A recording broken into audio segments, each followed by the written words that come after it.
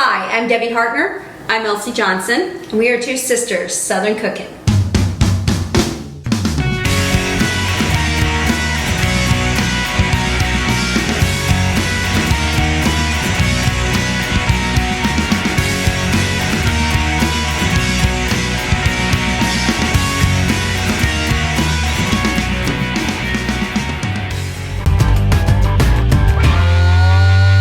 Hey y'all, it's Debbie.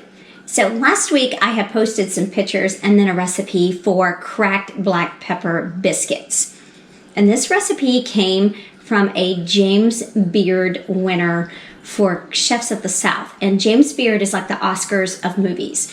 And I wanted to try it out, and I kind of like wanted it to be my own, just picking up and modifying it to where you as a viewer and also us who don't have like all the mechanics for making these in bulk, like food processors and whatnot, so you can make it for like 12 biscuits at home by yourself with your hands and your pastry cutter. So all you need is a bowl. I'm going to go ahead and put my 2 cups of flour in. We use all-purpose flour by White Lily, always have. And I'm going to do salt and pepper. This is fresh ground black pepper. That, to me, makes the difference in the taste because it has a little bite to it, and it tastes so much better than buying it already ground up at the store if you have it. And it also shows up in your, like when you put your dough in and you see it and you bring it out of the oven, and it's, oh my God, it's so pretty, it's beautiful, they rise up so nice. We're going to use a 3-inch cutter, like a biscuit cutter, but I'm going to have to come back when we get ready to do that because this here is going to be like a 2-step process, because I am going to actually put this in the refrigerator while I get ready to set up for stage 2, which is bringing the dough out and going ahead and putting it in the pan, getting it ready to bake. Now we're baking this at 400. Now that I've got all of my dry ingredients mixed together, I was just saying, the whole purpose of this being a different recipe from this man's recipe is that we use fresh ground pepper, and it gives that bite. It's got such a delicious taste. Right.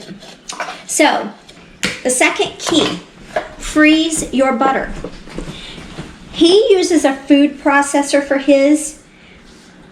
I personally don't have a food processor. Elsie does, but I don't. And also 3 tablespoons of Crisco, frozen. This is not anything that, it's just, I'm just whisking this around with my hands. Now, next step is I'm going to use the pastry cutter, and that's what I used at home because I don't have a food processor. So I have good old-fashioned pastry cutter. I honestly don't like using a food processor to make this type of stuff either. Well, the fact is I looked at the texture of his biscuits versus mine, and mine looked better. And I think it's because you do leave a little bigger chunks of butter I don't and like making pie crust in a food processor. A lot of people do that. I don't like doing that. I'd rather just do it the way you're doing it with a pastry cutter or a fork. Or you can do it with a fork too. You can do it with your fingers and mash it. Yep. And get it pea-sized. That's what you need, is pea-sized. So you want your butter and your Crisco to stay cold. So that's why, as I'm setting up like my pastry mat and getting everything ready, like my number 3 or my 3-inch biscuit cutter. If you don't have a biscuit cutter, it's okay. Get a cup or something like that that you can, that is even. Even there's another Facebooker that takes an old can and does her biscuits like that. So you could, anything that's sharp that you could slide it down on, use it. So this here is going to be, I just want to get it a little more mixed together. Now, this does not require any eggs in it at all. There is no eggs in this at all. So, and we're using, like I said, we're using 6 tablespoons of frozen butter. and 3 tablespoons of frozen Crisco. So Elsie, I put the rest of the Crisco back into your freezer just in case we decide we want to make some more of these. But it does make a difference. It really, really does make a difference. If your butter is cold, it might take a little longer, and that's probably why they use a food processor, because they're a restaurant. But you know what? Nothing beats homemade biscuits. All right.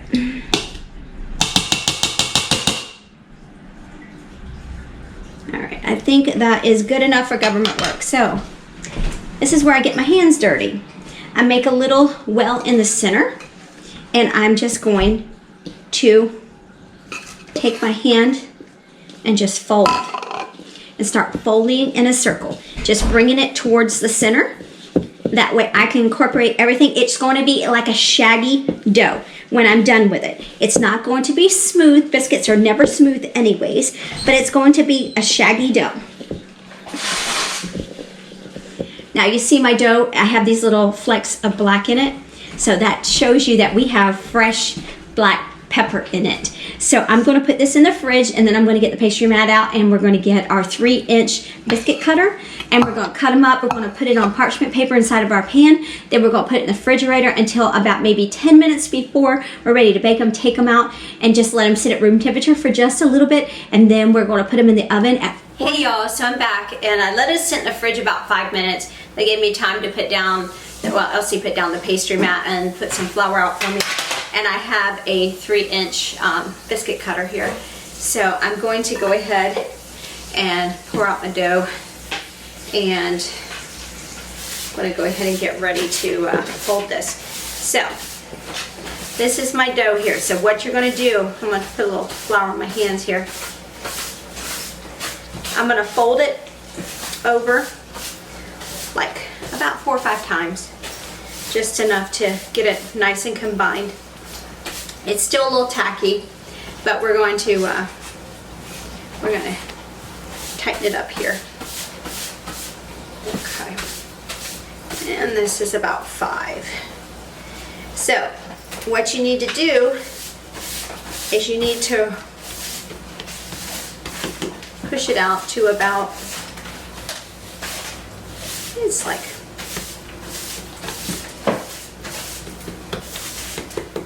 about a 1/2 inch. See those little black flecks in there? That's fresh black pepper. Hey y'all, it's Debbie. So I just got our dough out of the refrigerator. It was in there for about 5 minutes. You can use a rolling pin to roll this out if you wish. It should be between a 1/2 inch to 1 inch. So anywhere in between is good. And I'm going to, you have to roll it about 5 or 6 times to get it well combined. I made sure the surface was floured pretty well. Like I said, you can do it with a rolling pin, or you can do it with your hands. I choose to do it with my hands. One less thing I have to wash. All right. This has chunks of butter and Crisco in it. And it also has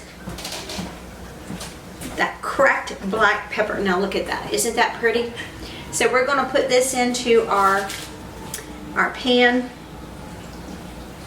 And like I said, we are going to actually put this in the fridge and let it sit there for a little bit until we're ready to bake it up. And when it does, it's going to be nice and flaky. It's going to be so good, y'all.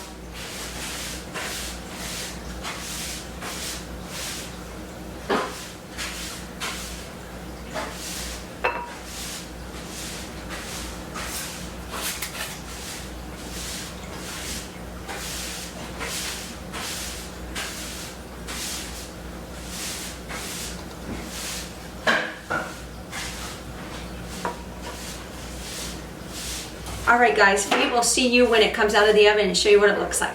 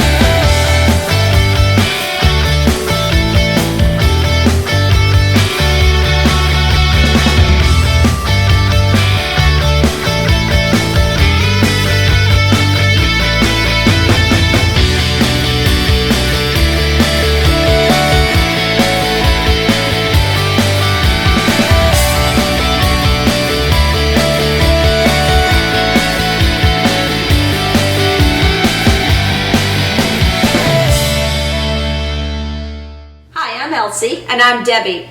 We're two sisters Southern cooking. And we thank you for visiting our page. Please like, share, and subscribe.